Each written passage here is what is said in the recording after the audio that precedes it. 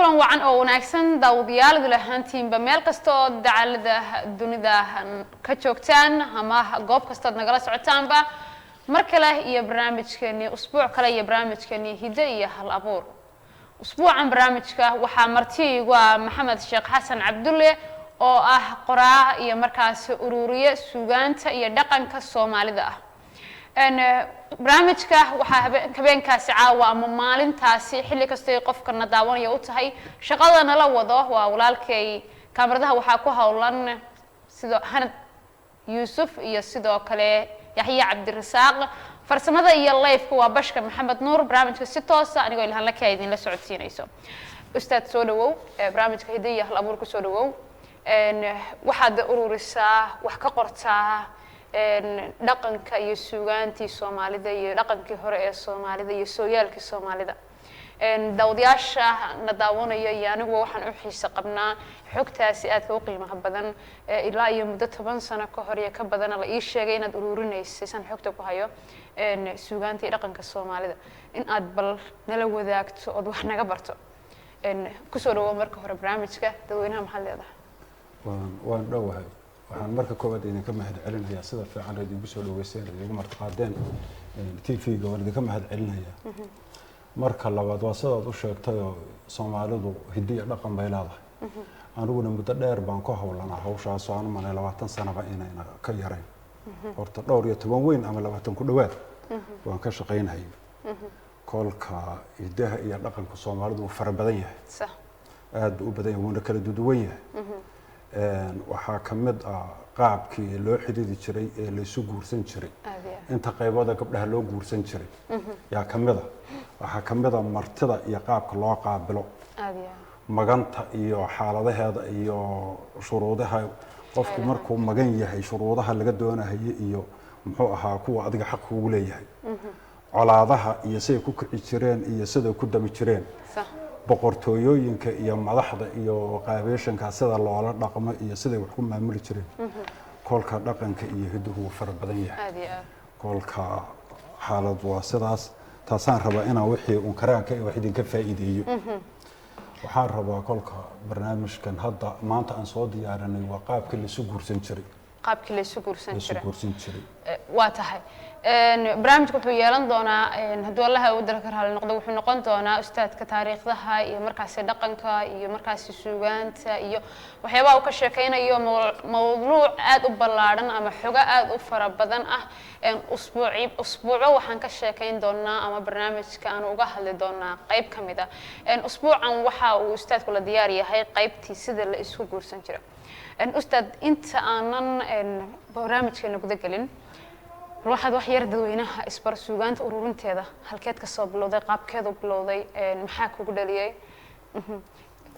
magacaaga ku hormaraya halkii taariikhdaada wax yar waa su'aal fiican aniga Maxamed Sheekh Xasan Cabdulle waxa igu dhaliyay ruux markuu dhalinyaro yahay iska ruuxba waxba balwad oo maartay qalbigiisu u jecel yahay waad aragtay oo dhalinyarada qaarba wuxuunbu maartay markuu ciyaal bayahay qaarba wuxuunbu ku daahaa gabayadan kulka hore anigu iska jeclaa iyo suugaanta iyo waxaas aan iska jeclaa aniga oo gabayada iyo waxa iska tirtiranayo oo odayaasha iyo dadka xigmadaha leh la sheekaysto oo gabayada iyo waxa ka ururiya yaa waxa igu sii dhaliyay dadkii baa ku weydiinay markii lagu ogaado waxan ba inaad ku dhex jirto dadka ku weydiinay oo gabayga waxa nooga sheego taariikhda waxa nooga sheeg waxay kugu kalif inaad hor allaba u raadiso kolka hore balwad ba ii ahayd oo waan jeclaa markii dambana dadka igu sii dhaliyay anigoo yar baa waxaan soo bilaabay markii dambena buugaag iyo wax fara badan muxuu ahaa yaan ka diyaariyay kolka waa sida kolka hore anigu jeclaa iyo dadka igu sii dhaliyay marka waxaad aragtay baan oran karnaa bulshadii u baahan marka raadin baad gashay dadkan waxay ku weydiinayaan mar walba saad uga jawaabtid aad cilmi dheeraad adiga waad ku khasbantahay dhalinyaradii waa ku iman luuqadii waxaan luuqadoona inta way sii baaba'aysaa kolka suugaanta inteeda badneed suugaanta ku dhex jirtaa dhalinyaradii waa ku iman wixii u baahan waxa maxaa looga jeedaa kelmadda gabayga luuqada hadalka maxaa looga jeedaa kolkaad aragtay bulshada wixii inay u baahan tahay waad ku khasbantahay inaad hor u raadiso dhalinyaraduna aad bay ugu baahan tahay waa tahay ustaad sidee baa la isu guursan jiray waagii hore ama dhaqankii Soomaalida sanado aad u tiro badan ka hor sidii la isu guursan jiray dadweynaha bal intooda badan hadda qaabka la isu guursado waan ognahay oo idinka qaabka arooska u dhaca waan ognahay oo xalfadaha waan ognahay oo inta shacab la xidhan ognahay waxyaabahaastan hadda kulli sharaxaad ma baahna dadku intooda badan way ka dharagsan yihiin bal qaabkii hore waxaa la isu guursan jiray guurka horta waxaa ka horeeya waxa la yiraahdo xidxidasho oo hadda sabanka la yiraahdo shukaansi idinku aad u taqaanaan xidxida la dhihi jiray waagi hore waxaa weeye wiilku markuu kaco gabadhuna kacdo waa la isu imani shukaansiga hadda jira iyo xidxidadaas waxoogaa way kala duwanaayeen waxaan odhan karaa kaasu qaab asluubaysan oo kan aad moodo waxoogaa xagga istixyada inuu looga xishood badnaa yaa la isu shukaansan jiray wiilkiiyo gabadhu way isu imani markay isu yimaadaan qaab asluubaysan baa midba meel ama fadhisani ama istaagi xataa waxaa dhici jirtay gabdhuhu inay ka xishoodaan inay fadhistaan oo iyadoo oo geed dhanka shishay aan aad u qarinaynin iyadoo ka istaagayso aad u xishoonaysa wiilka halkaa inay kala sheekaysato sheekada markay bilaabaan qaab waxay u bilaabi jireen kaftan iyo muxuu ahaa googoos ah is arag aqoonu kama horreynin aan isbaranno horta kolkaan isbarana la dhihi is arag aqoonu kama horreynin baa la dhihi xalaal iftiin baa la qashaa baa la odhan xalaal iftiin baa la qashaa cilmi baa ku hoos jira habeenkii laga fiican wax aan sal ahayn oo guur ahayn oo lugooyo ah yaa laga fiican yahay oo marka la xalaal iftiin baa la qashaa wax cad baa la soo yimaadaa baa looga jeedaa kolka waxaa weeye xalaal iftiin baa la qataa yaa la qashaa weeyaan aan isbaranno is arag aqoona kama horreynin waayahay tala waa kugu baraday iyo kugu soo booday gabadhaa ku maahmaahay markuu yiraahdo wiilka aan isguursanno sida hadda sabankan joogta muxuu ahaa waxa laga yaabaa nis in hadda la isku ogolaado haddii is ogolaanshuhu degdego waxaa ka dhalan furitaanku inuu soo degdego oo iga soo booday iyo iga soo booday ay ku xigto waaga hore sidaa ma ahayn muddaa la wada socon jiray waxaa dhici jirtay ilaa 12 bilood wiilkiiyo gabadhu inay isbartaan isku soo noqdaan hadda hoosta waa iska rabaan oo gabadhu wiilka ay guursato way rabtaa laakiin maxay uga jeedaa bal ninkan waxaan inuu ka dhab yahay iyo in kale baro ku celceli warwareeji kolka muddaysada ku wada socon jiray waa la isu maahmaahi jiray waa la isu gabi jiray qaabka xataa gabadha aad maartay foormigeedii u fiirinaysa qaab xataa asluubaysan yoo ahaa kolkii shukaansiga ay ka soo gudubto ama xudxudada midaa tirahdaba yaa waxaa ima jirtay dhowr qaybood baa la isu guursan jiray hadda wiilkiiyo gabadha haddaanu ka soo qaadno ilaan guurku wuu qaybo badiyo dumaal iyo xigsiisan iyo godobraab iyo wax badan baa imani wiilka iyo gabadha is ogolaaday markaan ka soo qaadno laba qaybood baa la isu guursan jiray mid waa la bixitaan ama waa waxa la yiraahdo la roorid labadaba waa loo yaqaanaa gobolada Soomaaliya badh waxa laga dhahaa la bixitaan badhna la roorid sax markuu wiilku gabadha la tagay meel geysto labay u sii kala bixi mid intuu meel geysto gurigoodu geeyo soo noqon oo walaayadii soo doonaan markaas gabadhii loo walaayay intii la sooriyeeyo qoladii walaayada doonaysa wiilka ama adeerkii ama in adeerkii ama aduu cid soo qaadan oday u ah qoladii baa loo iman waa la sooriyeyn gabaati ama guf ama gabbe midaad hadaba yeekeen gabaatigu weliga lacag uun ma ahayn hadii kor lacag lama haysanin kol waxaa jirtay la bixin jiray dhar kol xoolano la bixin jiray baa jirtay lacagtu waxay bilaabatay hal qarni bay hadii jirtaa wixii ku horeeyay waxyaalo kale la bixin jiray kolka markay gabaatiga keenan ba gabadha la walaayay kolkaas niman ku tagi waxaa kaloo jirtay qaar masaafo waxa la yiraahdaa la masaafayn jiray wiilkii gabadhu waa israaci meel baa la tagi waa laga soo socon heerka lagu soo noqon mahayo waxaa laga wadaa fiqh duure guraha iska hoos fadhiyo wadaada yaa laga walaayaysan kolka sooba noqon mahayaan heerka iyo qolada gabadha la baxday xilliga yaradka baa isugu horeyn taasina way jirtay laakiin taa waa laga fiicnaayo waxaa rasmi ahayd in walaayada la soo doonto oo gabadha la mehersado taas waa qayb guurka kamida waxaa kaloo wehelisay oo labaysa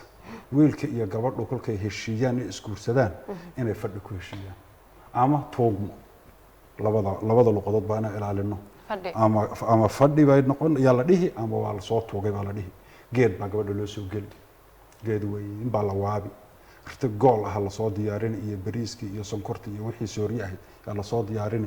qabiil baa imanay iska guurtidiisii waxaa laga yaabaa 10 nin 20 dhowr iyo 10 intaas inay timaado gabadha geedka loo soo galo markaas la sooriyeen qoladii gabadha doonaysay oo qumaati loo sooriyay gabadhii baa la soo weydiisan waa la isaasiini markii gabaatiga iyo waxa la kala qaato waa la tagi yarad baa markaa la doonay gabadha la meherin mahay qaalib ma ahayn gabadha markaaba intii la siiyo in haddana markaaba la meheriyo ma ayna ahayn qaali mudda muxuu ahaa yaa la yaradka labadi yarad baa jiri jiray waxaan hadda gabdhaha aan inta badan yarad laga qaadanin كل حوله نكي وحجورسه ويكبحي لكن كواس حوله قويس كلا سيا بحي شري هذا حوله سيابة كلا دودوان إيو قابب كلا إيو جوري إيو حبي أنت بدن كوبحان كل كواس ويرد باله بحي شري مركي يرد كدور جور لسوا كان إلا كان يرد كان يا جود المهير شري حتى مركي المهير يا جود أو حلقة يابان ويلك يا جود أنا لا استوصل اللي يدهدو جيل اللي جور حرقة واحدة شري ترتو حرقة دبات إلين اللي يدهدو صح حلقي marka u dambeysay yaradkii qoyska soo dhameeyo waxa dhici jirtay in la yiraahdo geelay loo warhar laha ama lo'di oo xubin akeen xubin lo'da 10 bay noqotay 8 way noqotaa geela 5 way noqotaa 4 way noqotaa gobolada Soomaaliya kala leh bar xubinka waxa loo yaqaanaa 5 geela barna waxa loo yaqaanaa 4 markuu adigu isku soo duuduuba yaradka soo dhameeyo maca xaragada yaa go'da loo aqal gelin jiray كل ما يسووا جيلان حرقة حبنك أن كان انتي الله يستوصل أولك جواد اللي سوق يحوجات شوغان مركز هالتانك وسودو بيه جيل الغورة لكن الله رهنا ودي عشرتي كل كفردي يلا بحيتان لولا عصي قبله يوبرنا يعني هل كاس أنا كير نقول أستاذ جيلان يردك أما حرقة هاد بعد كل شيء ما شنتاس حالات بو أهان شري sometimes waxaan maqalnaa ama xogta aan sidan ku maqlay in tira ariya la dhihi jiray 100 halaad oo geela iyo barqabkoodii faras adoo hawlahaas qori waxyaabahan qaabkaas ee la sheego iyo shantan halaad hadda kala waajis shantan waa mid u dambeysay lagu rarahayo qoyskii geela iyo lo'da iyo ariga inta yarad baa loo bixiyo far badan waliba sax shanta waxaan uga soo qabsaday gabadha lagu rara marka u dambaysa loo siiyaa aqal iyo sooriyo iyo timir iyo collab iyo xasa loo siiyaa yaradku wuxuu ku xiran yahay horta ninka gabadha guursaday ma arag ay leeyihiin ma geel ma lo ay leeyihiin geelana la jeclaa oo Soomaalida halbowle u ahaa geelu konton halaad gabadha laga bixiyo waa la arkay boqol waa la arkay laakiin 20 iyo 30 iyo dhowr iyo 10 u badnaan jiray dadku min boqol halaad iyo min konton ma wada lahayn sax kolka yaradku isagoo wax hadaysan oo in go'an ah ma jiro waxay ku xiran tahay haynta ninka gabadha guursada bay ku xiran tahay iyo sidoo kale isagoo wax rawoonaya hatta isagoo oo geel badan leh inuu soo yarad badan bixin oo dhici kartaa oo ruux iska bakayl oo dhami shaqaniin yaa iska jira kolka yaradku isagoo xad go'an ma lahayn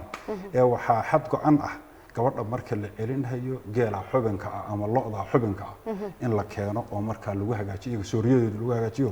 lagu raro laakiin yaradku xad go'an ma lahayn faras waa la bixin jiray qorina waa la bixin jiray geel iyo lo iyo arina waa la bixin jiray intaba way jirtay xad go'an ma lahayn wax u go'an ma jirin baldeeda wax u go'an ma ayna jirin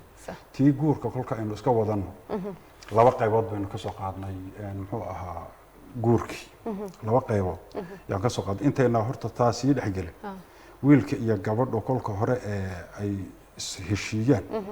bal gabay yar baa waxaan ka soo qaadaynaa uga waxaan sheekada hore ku daray qaab asluubaysan bay gabadhu u istaagi jirtay sax nin baa gabiyay oo wuxuu yiri marti waa karaahe haddaad dhaafto kadankeena kuul aanaheedii hadii kibis lagu keeno mar haddaad wadnaha kuulato oo kaarka hore reebto ka kacweeyo meesha kale kor uga laacdaay waxa weeye marti markaa tahay dheefta lagu keenay lagu kala xigay mahayo kol haddaad wadnaha kuulato kaarka hore reebto ka kacweeyo kol kacweeyo meesha kale kor uga laacdaa ku kala xigay meesha dheefta tartiib baad cuni baa laga wadaa sax jameecad hadii lagu kulmo shaah la soo kariyo koob iyo ninkii laba cabo kaafiye ka kacweeye meesha kale kor uga laacdaay haddaad marti tookil shaah lagu keeno laba koob maad ku leedahay kaliya dhamaysanaysid sax dhaqankii bay iyo aadaabtii martida iyo kamid tahay tan inuu wajeedna kolka taam ahayn gabadhan uga jeednay sax guur kaalin weeye hadii gabadh lagu keeno kubka iyo hadii aad wajiga kaaximada saarto ka kacweeye meesha kale kor uga dhowrtaay soo kuma dhahay qaab asluubaysan baa loo istaagi jiray loo fiirin jiray gabadha wajigeeda iyo kubkeeda hada arto dadku inta badan miyigu iskaga noolaa kuwan hadda maanta jooga intay geeyaan hoos sharabadadan ku xidhanay ma ahayna gabdhaha kubkooda in la arko iska macquul bay ahayd kolka gabadha kubkeeda iyo wajigeeda hadii uu ninku arko bas way ugu dhanay midda solka ay halka aynu u dayno guurku kolka ma wala horta intayna isaga hore isu dhexgelin ma huu lahaa waxaa la guur taagta lagama waayo guur taagta lagama waayo teeltal kastaba ahaw adugu ama ahaw boqor iyo nin sare noqo ama ka ugu hooseeyo ee bulshada ugu hooseeyo noqo gabadh kolba kula siman taagta lagama waayo saas laga wadaa gabadh kula siman oo kula teeltal ah lagama waayo guur isqool fadhin baa ka horeysa guur isqool fadhin baa ka horeysa leeyahay isqool fadhin maxay tahay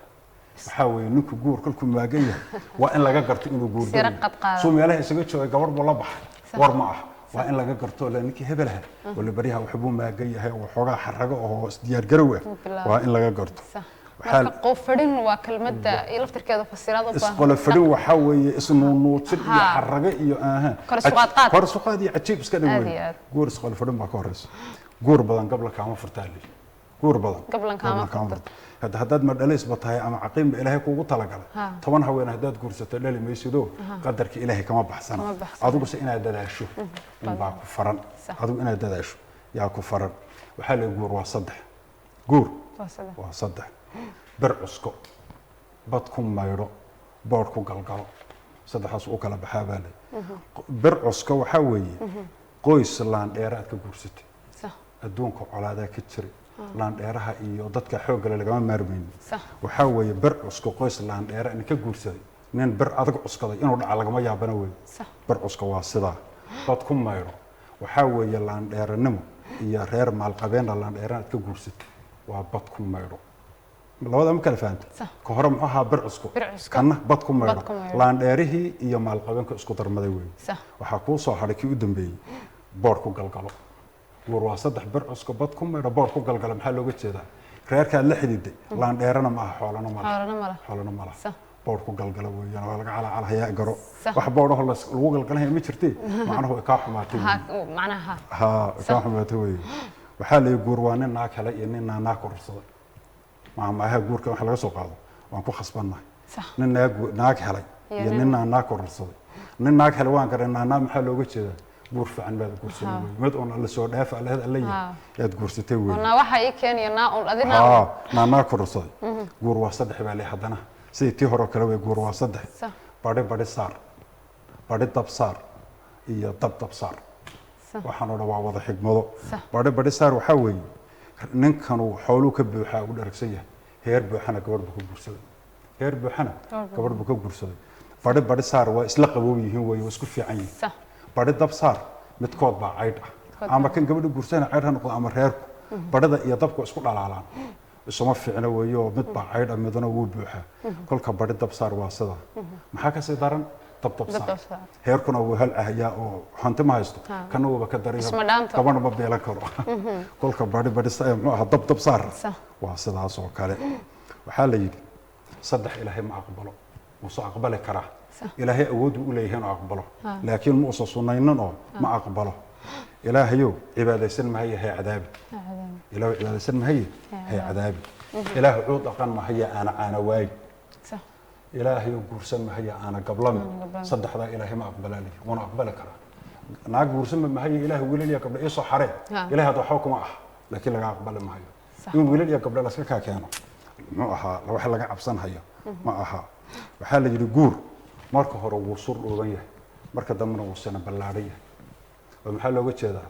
kolka hore hadaad cabirto guurka waxa kaaga bixi intaas reerka si inta gabaata ka dhig inta guriga ku hagaajiso inta xaaskaaga ku arad hadaad dhahdo kolba inta noqon maayo marnaba waxaad adigu maskaxda ka xisaabtay noqon maayo kolka maxaa la yiri marka hore wuu sur dhooban yahay marka dambena wuu sana ballaaray yahay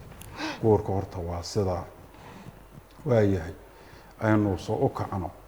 gabdhaha markii la guursanayo ee la shookaansanhayo waxaa jira gabaya eelan waan ku dhex daraynaa maadaama wixii ku dhex jiro gabayada waan qayba ka soo qaadanayna nin baa gabar shookaansaday ama xudxutay luuqadan hadda ila tagtay xudxutay weeye tii horaan ilaalinayna wuu xudxutay way heshiiyeen laba degmo oo kala fogna way ku kala noolaayeen maalinkii dambe yoo arkay gabadha in adeerkeed oo degmadii ka yimid oo beeshan heertibaa la ahaa soo qaraabo gaadhay ama xoolaha ka doonaysa kastaba ku soo gaadhay u yimid ninkii gabadha ay isticmaayeen uu u yeeray wuxuu adeer bal waran abti magaca oo wuxuu la Cabdullaahi baa la dhahaa gabadha ma istaqaanaan isqoonba maxaa keenay waa in adeertay in adeerta weeyaan maxaa keenay waa isku iyo degmada joogtay baan ku socdaa fariin baan ku faray iiga geebi waa yahay soo laha fariin aad u ku fari iyo gabay faray صح wuxuu yiri Cabdullaahi oo waxa lagu culuso intuu keenay oo cid aan u dhiibiya la'aanaman casheeraysto oo cibraysa caawiye baraad cid ka socotayn إلا مريتن بعد بيكسن إيا عاتا إيا دال عرابية عشية في يتكعبان عباشان دونتاي ربي عافيمات كوكوسية إذا تقنين كاغا عدير أون كفري إيغاقو إنا اسمان قوي قاوي وحو عرعيرا إنا ضبو عدايساي مر هداد عدكاسو لمري عيما أغيشو عرفي إيا وحو شاك لها ملاها عيبوي عدك دولي سيد الشيخ علمي لعالم نهو يلي أضو عاوق ترسي وضو عينها لغناتشو أبتو عاوي مانصدا أدان كوا عوان صدايا هذان عورك الصومالية دون عملي عقلي قلت دوني ترى لا علام بدية إلا أن مذهب كلية سراد عالم كله فولي كمان عورته كمان يال عندنا عارض إيا قالم عالوين لقاط أردن إيا عاري عموداسة 20 قبل لقد لقوا وضع عصاويرة علوف ذهب دارها عمرا عضن إذا الكذب أفي بموية وحي عرف الدنيا الشكل أكو مدور صدان عرب لمودي على فلقمة توب صدا وحو عادل كو قرايا عقتو مالي مري بهي أكو عالمه عرقا جرتان دونا يا إنان أصلياي أدعيت صبح لمودي إنتان صاع الرابايو يعني لقوقو عامين قبيل عرفتك أقوي يعني لقوقو عامين قبيل عرفتك أقوي فرين تاسو فري وحاد قراني قبياقو inuusan wax uu ka sii fakiray iyo aysan ahayn ninkii markuu la soo istaagay magaca intuu yiri magaciisa ku hal qabsaday kii gabayga loo sii dhibayna wuu sii qaaday dadku waxa dhigay sida uu ka fahmo badnaa kii fariinta la farayna gabayga sida uu ku soo qaaday buug iyo qalin iyo wax lagu qoray ma jirto qoraal ma jirin dadka maskaxdiisu inay fayoobay iska qoran oo xafidayaaba hadda sabankan in la qoro oo ikada aan qoray buug yaqaan aan soo diyaarsaday sida ma loo qaban lahaa horta waxaan uga jeednay gabdhaha gabaygan waa lagu shaqaysan jiray gabaygu sheekadan caadiga oo ka inkaaraya gabadhana waa kugu soo socday isug iyo gabaygana soo ma kala qaalisana kolka taasuna sidaas yay ahayd oo gabaygaas oo u faray waayahay qaybihii guurka kolka yaynu isku soo soo noqonaynaa waxaanu soo sheegnay laba qaybood gabadha in lala baxo in loo fadhiisto labadaas aan soo sheegnay waayahay waxa wehelisa waxa jira la yiraahdo gabadha in lagu la maago lagu siiyo gabadha in lagu siiyo oo lagu la maago way dhici jirtay la maagista sababo badan baa keena inaad nin culimo tahay way dhici kartaa oo culimonimo iyo macaan quraan iyo lagu siinayo nin rag oo xadgal iyo raganimo in lagu siinayo way dhici kartaa xadgal ay tahay maal qabeen inaad too maalkaagaas iyo la isku jijibinayo oo maalka lagu soo dhadhawaanayo way dhici kartaa raganimo in lagu maagay oo xoolo badan baa siyaabo badan baa way dhici kartaa gabadha lafteedu i guurso inay ku dhado ku timaado oo iyadu i guurso ku dhado inkastoo gabdho waaga inta ka yaraha islu badnaayeen way dhici kartaa waxa kale oo dhici karta gabadha in lagu siiyo xaal in lagu siiyo oo xaalka maxaa sababa waa lagu xumeeyay si kasta wax lagu xumeeyay waxyaalo xun baa lagu geystay gabadh baan xaal ku siiyo way dhici jirtay waxyaalaha la isku siin jiray xaalka waxa kamid ah ninka hadii la dharbaaxadu waa qaalin geela sida qaalin geela Soomaalida badankeed waa qaalin geela ninka hadii la dharbaaxo in gabadh la siiyo way dhici jirtay jaan hadii lagu tuuro in gabadh la siiyo way dhici jirtay xaal waxa la mid shaabuug baalka fardaha lagu kaxeeyo hadii lagu dhufto oo lala dhaco gabadha waa la siin jiray waxa kale oo gabdhaha lagu bixin jiray waxa la yiraahdo sharad waxa la tusaale ahaan waa toog dhisanaynaa laba nooc dhalinyaraha toog dhisan meesha ninkeeni toogta badiya gabadha bixiya la dhimeel baa la calaamadsan gabadha bixiyo mid baa laga badiyay gabadha la bixiso lagu heshin gabadhoodii wuu fadhiyaa way baxsan tahay sharadka waa lagu bixin jiray waxa laga yaabaa aan shaxna intii la yiraahdo shaxda in la yiraahdo aan gabar ku kala helo 12 jeer shaxdi waa 12 god 12 jeer ninka laga helo gabadha la bixiyo ha bixiyo in la yiraahdo oo lagu bixiyo sharadkaasna way dhici jirtay taasuna waa mid waxa wehelisa dumaal baa wehelisa dumaal waxa keena walaalka inuu ka dhinto walaalka inuu ka dhinto adeerka inuu ka dhinto adeerka inuu ka dhinto wiilka adeerka u tahay inuu ka dhinto afartaaba waa laga dumaala inay ka badan yihiin dad ragga wax laga dumaalo way dhici kartaa laakiin afartaasan hadda ka xusuusnahay walaalka hadduu ka dhinto dumaasha adaa iskale adeerka hadduu ka dhinto wiilka adeerka u tahay in adeerka oo walaalka xiga jirin afartaa haweenku lagu dumaali jiray صح waxaa kugu soo hadhay waayo tan oo fasalaad waayo waxaa jirta xigsiisan xigsiisan baa jirta ina gabadhii hore dhimato xaaskii waa ka dhinta xaasku markuu ka dhinto ee lagu xigsiisan shardi waxa inaad heerka isku macaaneydeen waa la iska xigsiisan gabadh baa la siin ma aha heerka inaad isku macaaneydeen muhiim ma aha hadda inaad heerka xoolo ka dhigis waxaa dhici karta reer iska gob oo xoolahaba aad u qiimeynaynin inuu ahaa oo danyarad fiicanba aadan siinin laakiin waa isku macaaneydeen meeshana caruur baa ku soo hadhay caruur hooyada dhimatay baa ku soo hadhay caruurtii iyo reerka isu macaankiisa baa la soo herdaahaya kolka ama walaasheed baa lagu siin ama gabadha eedada u tahay walaalkeed dhalay labada in mid lagu siiyo taana waxaa keentay xigsiisan baa taana la yiraahdaa xigsiisan yaa midda la yiraahdaa haddii ay gabadhu diidana haddii ay oo gabadhu diido hadda khasab ma jiro inta uu waxoogaa la dadaali karo waa la dadaali horta gabdhaha waxoogaa cabiidi way jirtay waxoogaa cabiidi way jirtay inta la dadaali karo waa la dadaali laakiin haddii la kari waayo farax laga qaado inta wax ustaad dhaqankii hore inta badan waxaa gabdhuhu ay ku sheegaan ama hooyooyinku markay ka sheekeynayaan inuu dhanka dumarka xoogaa u yara darnaa oo marka si loo fiiriyo kale nin aysan rabin lagu qasbayay mararka qaar iyadoo la dili jiray hadday ninka diido macnaha qof qasbaya camal in loola dhaqmi jiray markaynu kasoo tagno dee nolosha caadiga ee soomaalida oo iska yara adkaydo miyi iyo waxaas oo shaqooyin badan iyadoo ay lahayd sida in ay masagadina tunta looga baahan yahay gurigii wax walba oo xaafadaas looga baahnaa inay samayso looga baahan yahay xoogaa xaggan cabiida ah xataa ninkeedu wuu dili jiray sida la sheego oo ninkeedu waxaa laga yaabaa inuu si xun u dilo mar walba oo dhaqan ba iska ahayd inuu ninku naagta dilo arrintaas dumarka xoogaa in loo darnaa dhaqankii hore ilaa waa su-aal fiican horta dhaqanka hore inuu wada fiicnaa ma aha ninkii yidhaahda dhaqankii hore kulligii wuu fiicnaa wuu ku xadgudbay kii yidhaahda wuu wada xumaana wuu ku xadgudbay waxaa la mida kan maanta jooga wuu wada xun yahay lama dhihi karo wuu wada fiican yahay lama dhihi karo jawaabta markaan usoo noqdo su-aashaa jawaabteedii gabdhaha waa la cabiidin jiray run weeye waa la cabiidin jiray cabiid way jirtay cabiidana waxaa keenaysa gabdhaha xoola laga qaadan jiray xoolaha waa la gadan jiray xilligan waa aduu gadashana afka kuma ballaari karo wax uun ka fogeyn oo sidaas ay waxaan ka fogeyn yay ahayd hada gabadha haddaad 20 geela ka qaadato ay ninkiina uu guriga fudhada ay ka baxdo in laga daba tago oo la soo cabiidiyo maxaa diidi isagu inuu dilo maxaa diidi ilaa in guri cidla ay kaga tagtay maxaa diidi kolka waxoogaa cabiidi way jirtay si loo buunbuunin hayana ma ahayn si loo buunbuunin hayana ma ahayn laakiin cabiidi way jirtay gabdhaha in loo gacan qaadana way jirtay laakiin hadda taasi waxay dawo ka ahayd furitaanka faraha badan ee xilliyadan jira ma jiro xooluhu waxay dawo ka ahaayeen waa cabiidana ay dawo ka ahayd gabadhu inay raaskaas muxuu ahaa ay ku nagaato inkastaba kolka hore waxoogaa rafaada ha tirsatee inay ku nagaato yaa ka dhalan jirtay oo furitaanka faraha badan hadda la haddii la furo mafeerba ay jabi waxaa kuma jira furitaanku geerida agteeda iyo waagaa joogay kolka qaabkaas iyo waxoogaa cabiidihii way jirtay waxaa jirta waxaa la yahay godob reeb qaybtii lixaad ee guurkan ku jira godob reeb waxaa la yidhaahdaa afartii nin ee aad wax ka dumaashi iyo dadka la midka ehelka ruux ka mid ah la dilay dadka ehelka ah nin ka mid ah yaa la dilay magta markii la bixiyo waxa la wixii mag ahaa ninka laga qaadan lahaa laga qaato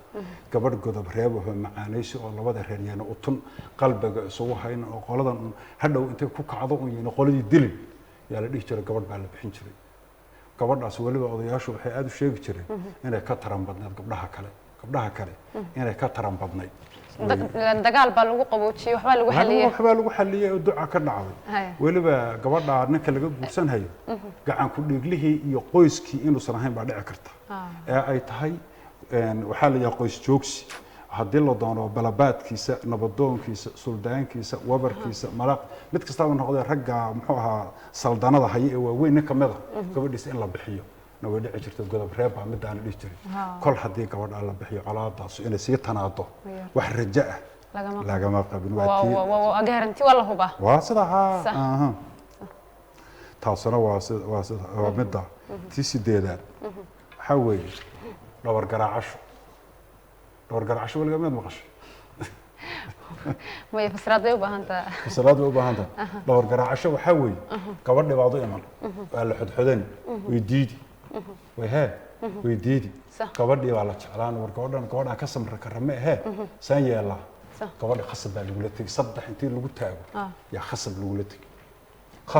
yaa lagu la tagay meel baa la geysan هذا قبل شني على علو قلت لي ولا يلا صوت أنت وركيد متشرين ما لها سافي قدورية كل كور قرها هو سوليان كوشة ما لها سوداد لو قلت لي ودودات كأنا بحكي شيء إنه ما لكن قبل مخصبة يوم هيركو عمي ما لها سالجينه قبل ما جوح جور كوشة اللي جورسني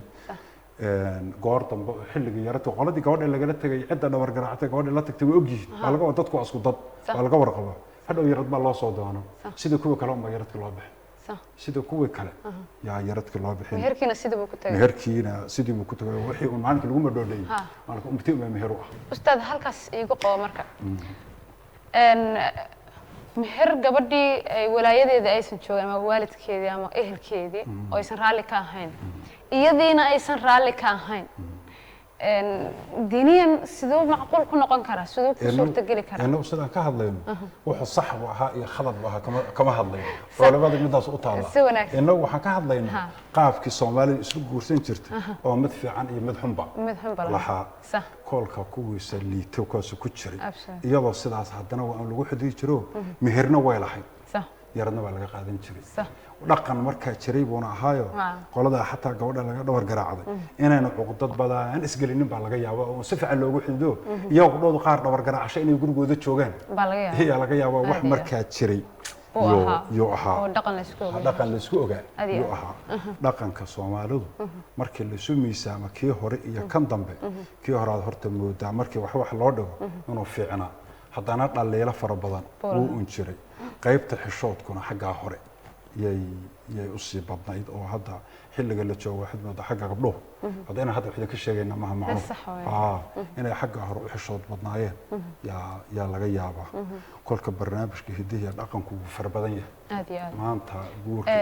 guurkeenu maanta ka hadlaynay ustaad halkii guurkii baynu wali ku jirnaayeen kastan qaybihii dambe barnaamijka sii galayno waxaa jiray dhaqanka sidaan sheekooyinka ku maqlay ama xogtaan ku maqlay gabadha marka la guursado sida gobollo qaar ka mid ah Soomaalida ka dhici jirtay gabadha marka la guursado oo ninkeeda loo gurgeeyo waxaa imaan baa la yiri ninka eheladiisa 10 wiil oo ka mid ah amaba ku dhawaad baa imanaysa guriga